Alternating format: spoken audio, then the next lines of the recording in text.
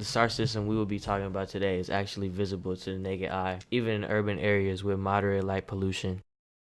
Let's look up and see if we can see it together. Ah, there it is. That right there is a mysterious Epsilon Aurigae star system, otherwise known as Almaz, which in Arabic means billy goat. Epsilon Aurigae is located within the constellation Auriga. It is the apex of the isosceles triangle forming the nose of the constellation, and the star system can easily be found because of its brightness and apparent proximity to the star Capella, the brightest star in the constellation. What the Epsilon Aurigae star system contains is a bit of a mystery to astronomers. We know it is an unusual eclipsing binary star system, comprising of an F0 supergiant, but its partner is somewhat of a mystery. It is generally accepted to be a huge, dark disk orbiting an unknown object, which we will come back to. First, let's start with the history of this very bright, mysterious star system. While the star system, as we said, is visible with the naked eye, it wasn't until 1821 that the German skywatcher Johann Fritzsche first discovered that it was a variable star.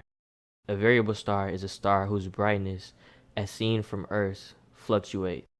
Only a few variable stars were known at the time, and so it was kind of a big deal. Eventually, from 1842 to 1848, Edward Heiss and Friedrich began observing it once every few years. They noticed that their data revealed that the star had become significantly dimmer by 1847, which both men found very interesting.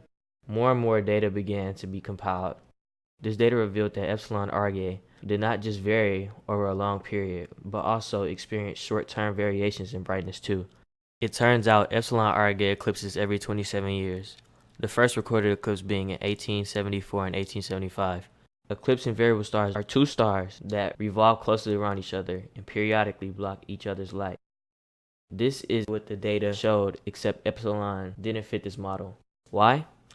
Well, the eclipsing body, rather than being round like a star, had to be about 10 times longer than wide, judging by the duration of the eclipse and the amount of light that is blocked. Moreover, it was completely dark, which astronomers found very strange, because judging from its gravitational effect on a F0 supergiant, it had to be about the same mass as the supergiant and ought to shine just as bright.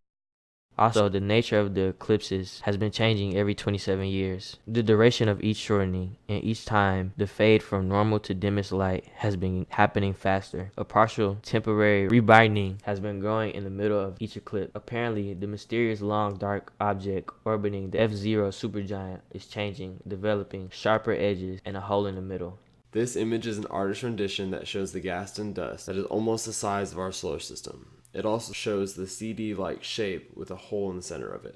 There's also a theory that there may be two smaller stars in the middle of the disk. Although we can see them in this image, we're not able to actually see them in real life because the disk is in a warped shape.